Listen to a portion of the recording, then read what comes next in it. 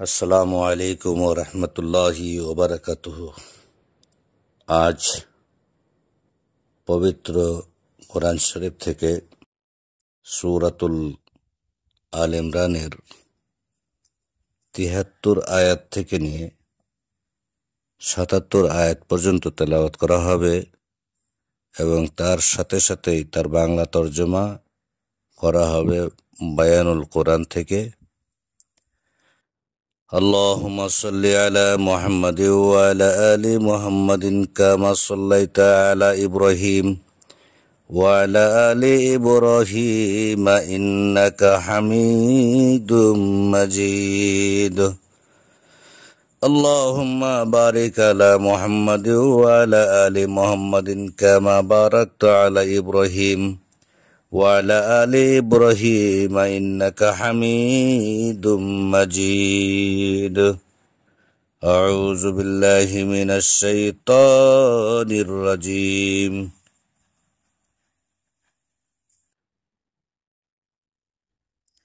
بسم الله الرحمن الرحيم. وقالت طائفة من أهل الكتاب آمنوا بالذي أنزل على الذين آمنوا وجه النهار واكفروا آخره لعلهم يرجعون. ولا تؤمن إلا لمن تبع دينكم قل إن الهدى هدى الله أن يؤتى أحدكم مثل ما أوتيتم أو يحاجوكم عند ربكم قل إن الفضل بيد الله يؤتيه من يشاء والله واسع عليم. يختص برحمته من يشاء والله ذو الفضل العظيم. ومن أهل الكتاب من إن تأمنه بقنطار يوديه إليك ومنهم من إن تأمنه بدينار لا يوده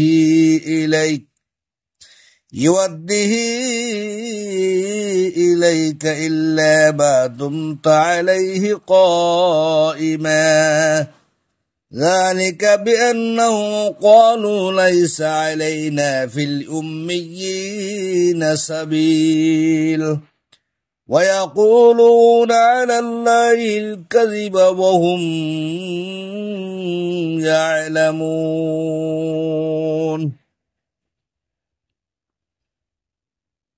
আর যারা কিতাবীদের এক দল বলে, মুমিনদের উপর যা নাজিল করা হইয়াছে তোমরা তার প্রতি দিনের প্রথম ভাগে ঈমান আনো আর শেষ ভাগে তা কুফরি করো যাতে তারা ফিরে আসে। আর তোমরা কেবল তোমাদেরকে বিশ্বাস করো যারা তোমাদের দ্বীনের অনুসরণ করে। বলো, নিশ্চয় আল্লাহ হিদায়াতই হিদায়াত।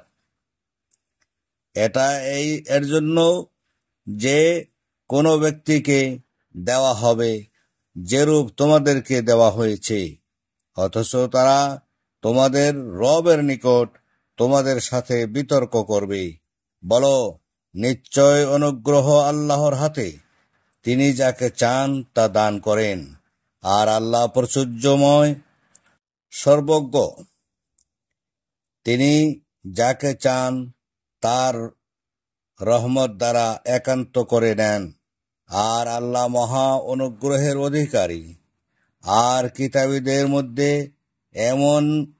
এমন ব্যক্তি আছে, যদি তার নিকট তুমি অটল সম্পদ আমানত রাখো তবু সে তা তোমার নিকট আদায় করে দেবে।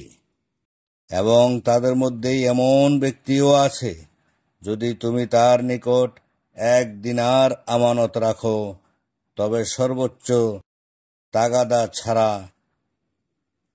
সে তা তোমাকে ফেরত দেবে না। এটি এই কারণে যে তারা বলে, উম্মীদের ব্যাপারে আমাদের উপর কোনো পাপ নেই, আর তারা জেনে জেনে শুনে আল্লাহর প্রতি মিথ্যা বলে। হ্যাঁ, অবশ্যই যে নিজ প্রতিশ্রুতি পূর্ণ করে এবং তাকওয়া অবলম্বন করে, তবে নিশ্চয়ই আল্লাহ মুত্তাকিদেরকে ভালোবাসেন। আসসালামু আলাইকুম ওয়া রাহমাতুল্লাহ।